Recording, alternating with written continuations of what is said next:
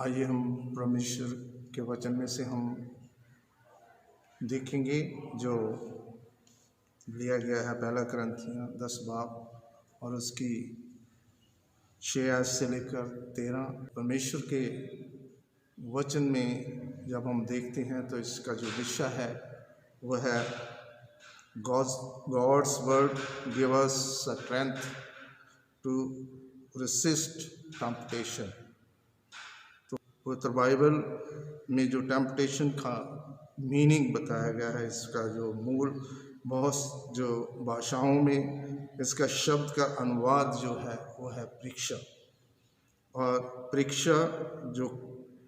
इनके कई मायने हैं, कई अर्थ है, लेकिन जो परीक्षा का जो संबंध है हम देखते हैं तो उसमें हमें पता चलता है कि जो परखना है, जैसे हम किसी चीज़ को परखते हैं उससे हमें पता चलता है। तो परख जो है व्यक्ति की या किसी चीज़ की सच्चाई को मालूम करना या फिर उन गुणों की परख करना है। तो परमेश्वर के वचन में हम देखते हैं कि परमेश्वर के वचन में लिखा है कि परमेश्वर अपने लोगों को होने देता है कि वो उन परीक्षाओं में उन दुखों का सामना करें और जिससे उनके विश्वास को परखा जा सके। परमेश्वर उन्हें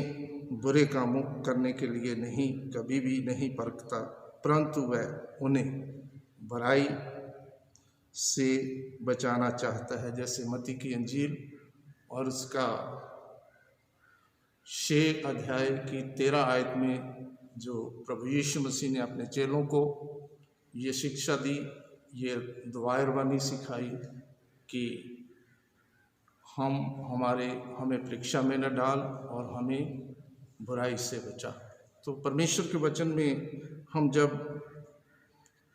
पहला कुरिन्थियों उसका 10 बाब उसकी 13 आयत को देखते हैं तो उसमें लिखा है कि तुम किसी ऐसी परीक्षा में नहीं पड़े जो मनुष्य के सहने से बाहर हो। परमेश्वर सच्चा है और वह तुम्हें सामर्थ्य से बाहर परीक्षा में पड़ने नहीं देगा, वरना परीक्षा के साथ वह निकास भी करेगा कि तुम सह सको। तो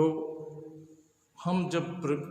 वचन में देखते हैं कि शैतान जो है वो परीक्षा करता है, शैतान जो हमें परीक्षा में डालता है, शैतान जो है हमें टेम्पटेशन में डालता है। जब हम उत्पत्ति की किताब और उसका 3 अध्याय और उसकी 1 वचन से लेकर 6 आयत तक देखते हैं तो हम सब वचन को कई बार हमने पढ़ा है, कई बार हमने देखा है कि जब खुदा ने बनैले पशुओं को बनाया और उसके साथ साथ परमेश्वर ने सर्प जो दुधार था उसको भी बनाया और उसने परमेश्वर के बनाए हुए आदम और माँ हवा की परीक्षा की और हवा को उसने ये सवाल किया कि क्या परमेश्वर ने तुम्हें वाटिका के जो है वो खाने को मना किया है। तो उसमें जब हवा ने शैतान को बताया तो उसमें वो शैतान के बहकावे में आ गई और परमेश्वर के वचन में लिखा है 6वीं आयत में लिखा है कि उसने वो आप भी फल खाया और अपने पति आदम को भी दिया। तो परमेश्वर के वचन में देखते हैं कि जब कुछ लोग परीक्षा में पड़ जाते हैं तो वो खुदा को दोष देते हैं और खुदा को दोष देते हैं। पवित्र शास्त्र बताता है कि उनकी समस्या का जो स्रोत है वो परमेश्वर नहीं है, वरना उनके मन में जो छिपी हुई इच्छाएं जो पाप पूर्ण है वो उन्हें जो है विरोध करने के लिए कहती है। तो याकूब के खत में जब हम पहला बाब उसकी 13 और 14 आयत में देखते हैं तो उसमें भी लिखा है कि जब किसी की जो परीक्षा होती है तो ये ना कहें कि हमारी परीक्षा खुदा की ओर से है, बल्कि ये परीक्षा जो है क्योंकि ना तो वह बुरी बातों की परीक्षा वो परमेश्वर करता है और ना वह किसी की परीक्षा आप करता है। तो परमेश्वर के वचन में लिखा है कि जो परीक्षा है प्रत्येक व्यक्ति अपनी ही अभिलाषाओं में और उससे खिंचकर और फंसकर परीक्षा में पड़ जाता है। तो परमेश्वर का वचन में हम देखते हैं कि टेम्पटेशन जो है स्वयं पाप नहीं है। यीशु मसीह का स्वभाव जो पाप से परिष्ट नहीं हुआ और यीशु मसीह का जो व्यवहार है पाप से दूषित नहीं हुआ, बल्कि भी उसने बार बार परीक्षा का सामना किया। यीशु मसीह जो पाप रहित था, इस कारण शैतान बार बार उसे परीक्षा में डालता है। शैतान ने पाप रहित आदम की परीक्षा की और उसके बाद उसने पाप रहित यीशु मसीह की भी परीक्षा की।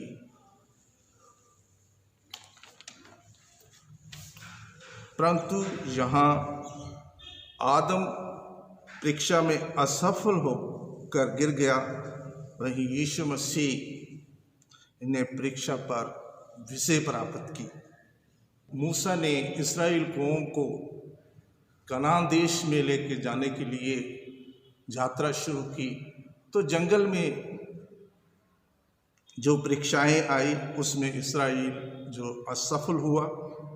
और परमेश्वर ने जंगल में जो परीक्षा उसकी हुई, जो सच्चा और परिपक्व है, वह जंगल में परीक्षा होने पर भी विजय प्राप्त हुई। और जब हम व्यवस्था विवरण और उसकी 6 बाब और उसकी 13 और 16 आयत और उसके बाद हम जब देखते हैं कि व्यवस्था विवरण की 8 और तीसरी जो वचन है उसमें लिखा है कि वह तुमको ना इसलिए उसने तुमको नरम बनाया और भूखा भी होने दिया। फिर वह मन्ना जिसे ना तो तू ना तेरे पुरखे ही जानते थे, वह तुमको खिलाया इसलिए कि वह तुमको सिखाए कि मनुष्य केवल रोटी ही से नहीं जीवता रहता, परंतु जो वचन यहोवा के मुंह से निकलता है उसी से वह जीवित रहता है। यीशु मसीह ने भी उसी प्रकार परीक्षाओं का सामना किया जिस प्रकार की परीक्षाएं साधारण लोगों पर आती है। वह उस पर विजय हुआ और इसलिए अब वह अपने विश्वासी लोगों की सहायता करने में सामर्थ्य रखता है कि जिन पर परीक्षा आती है। जब हम इब्रानियों को खत उसका 4 अध्याय और उसकी 15 आयत को देखते हैं तो वहाँ पर लिखा है, क्योंकि हमारा ऐसा महायाजक नहीं जो हमारी अभिलाषाओं में हमारे साथ दुखी ना हो सके, वरना वह सब बातों में हमारे सामने परखा तो जाएगा तो भी निष्पाप निकलेगा। तो परीक्षा जो है कई प्रकार से आती है। शैतान के पास छल पूर्ण कई विधियां हैं और लोग उनके कारण सफलता के फंदे में पड़ जाते हैं। जब हम 2 कुरिन्थियों 2 बाब की 11 आयत को देखते हैं, परंतु परीक्षा में गिरने का कोई बहाना नहीं है, क्योंकि उसमें बचने का शायद कोई मार्ग होता है जो परमेश्वर के वचन में हम जब देखते हैं कि यीशु मसीह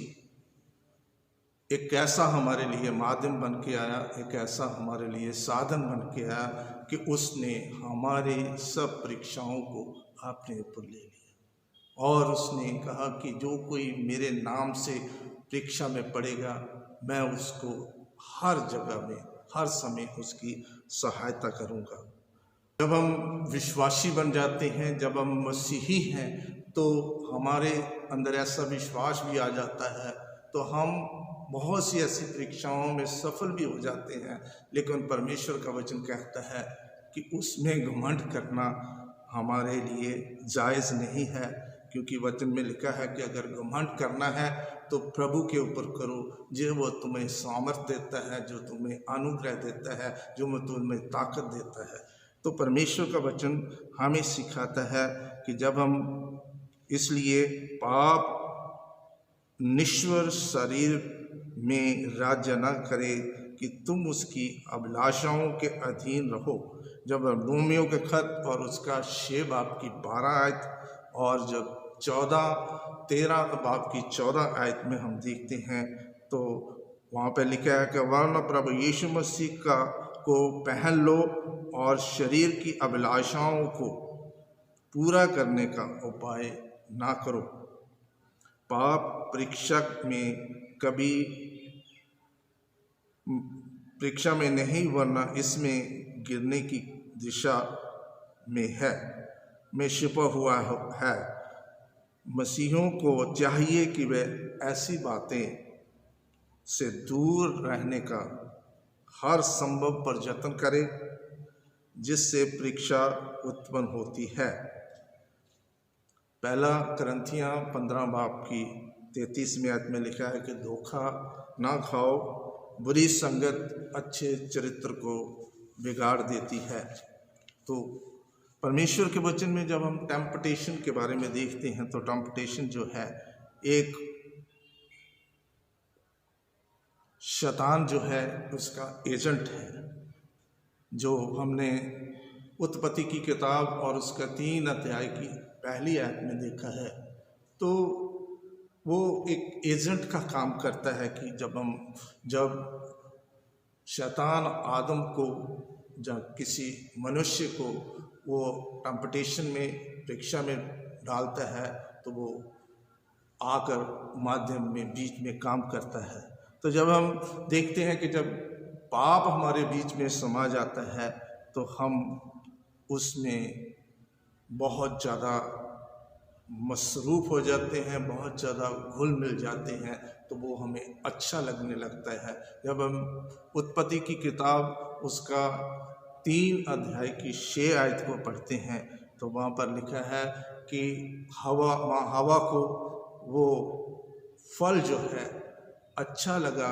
और उसने आप भी खाया और अपने पति आदम को भी दिया।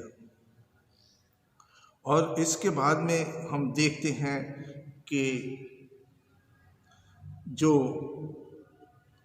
हमें जिस चीज़ से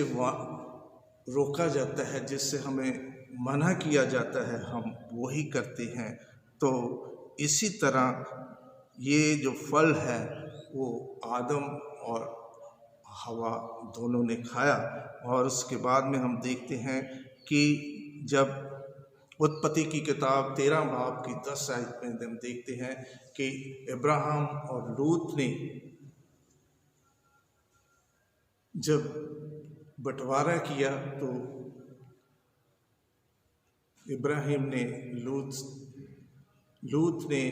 लूत से कहा कि जो कुछ तू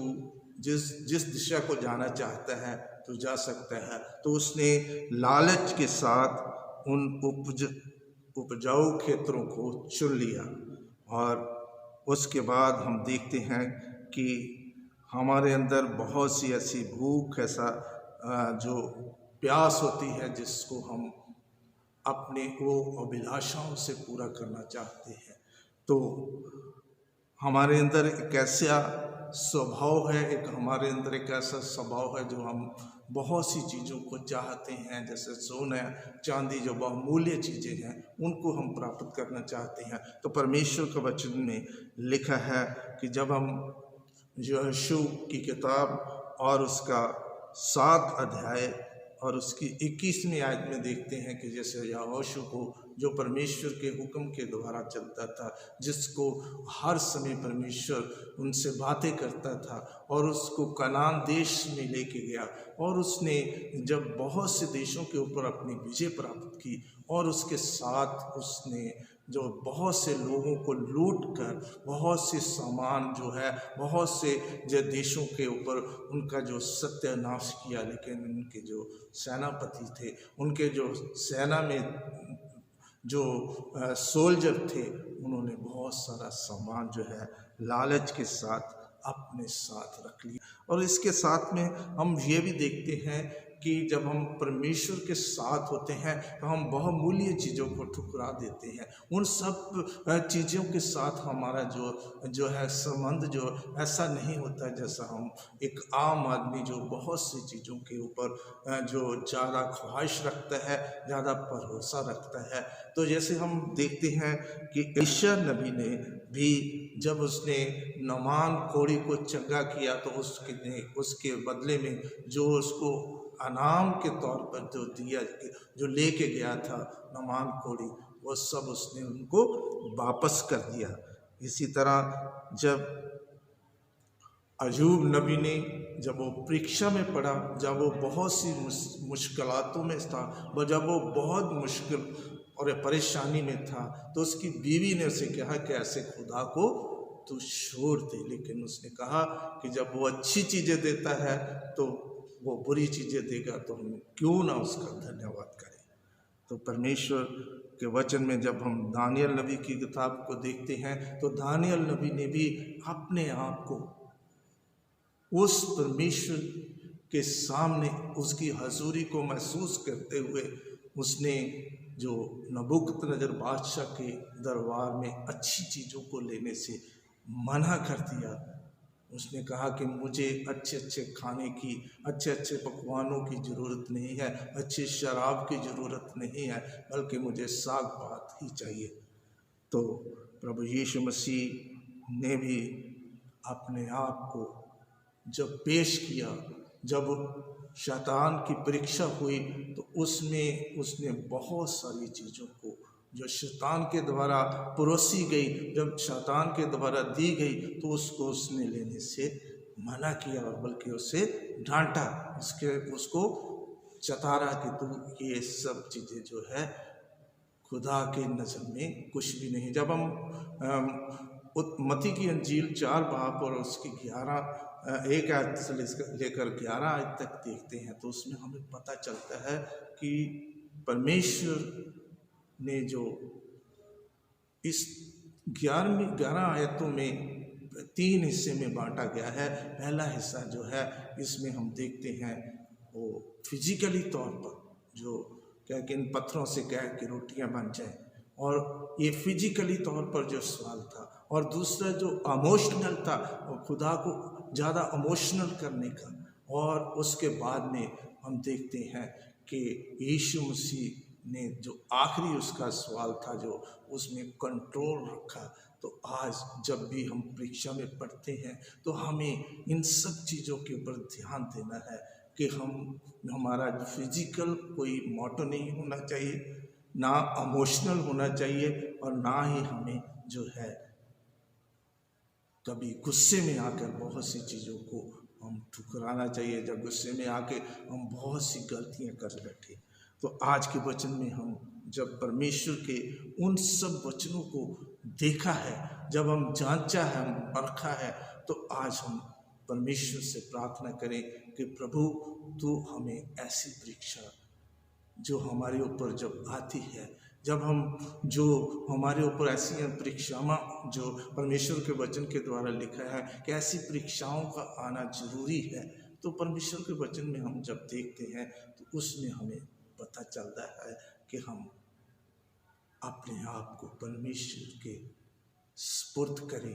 और वो हमारी रक्षा करे, वो हमारी सहायता करे, वो हमारी मदद करे, जिससे हम की है इन सब टेम्पटेशनों से, इन सब मुश्किलातों से प्रभु के नाम से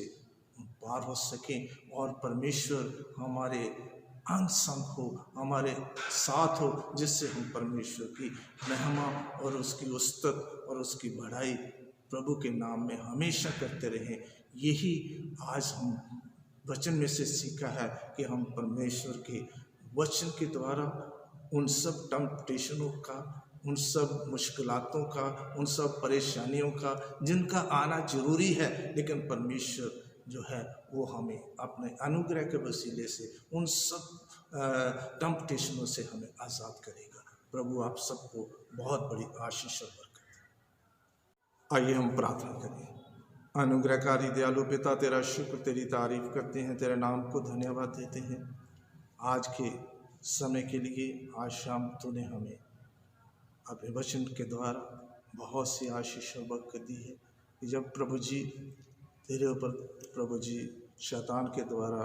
टेम्पटेशन आई और तूने प्रभु जी अपने आप को ऐसे पेश किया, और तूने हमें भी सिखाया है कि हम सब टेम्पटेशनों में, चाहे वो फिजिकल है, चाहे इमोशनल है, चाहे वो किसी तरह के साथ हमें बहुत सी ज़्यादा जो है वो ऐसे अग्रेसिव करती है, जिससे हम प्रभु जी तेरे नाम से प्रभु जी कंट्रोल रखें और एक दूसरे के साथ प्रभु के नाम से प्रभु जी उन सब वचनों को साझा करें जो प्रभु जी तूने हर मुश्किल में, हर टेम्पटेशन में प्रभु जी बहुत ही अच्छे और सूझबूझ के साथ प्रभु जी तूने प्रभु जी उत्तर दिया। इसी तरह हम भी प्रभु से, प्रभु के उस अनुग्रह के द्वारा उस बुद्धि को प्राप्त करके प्रभु के वचन के द्वारा जब हमारे ऊपर कोई टेम्पटेशन आए, जब हमारे ऊपर कोई मुश्किलात आए, तो हम प्रभु के सहारे से, उसकी पवित्र आत्मा के अनुग्रह के द्वारा से हम उन सब मुश्किलातों से, उन सब टेम्पटेशनों से का सामना कर सकें और उसके साथ प्रभु के वचन के द्वारा हम सब इन मुश्किलातों से दूर हो सके। तो ये परमेश्वर का वचन जो है आज हमने प्रभु जी तूने हमें दिया है, इस पर तेरी आशीष, तेरी बरकत, तेरी महिमा चाहते हैं और चाहते हैं कि ये वचन हम सब के लिए आशीष और बरकत का कारण हो। ये सब कुछ मांगते हैं आपके प्रिय पुत्र, हमारे उद्धारकर्ता प्रभु यीशु मसीह के नाम से।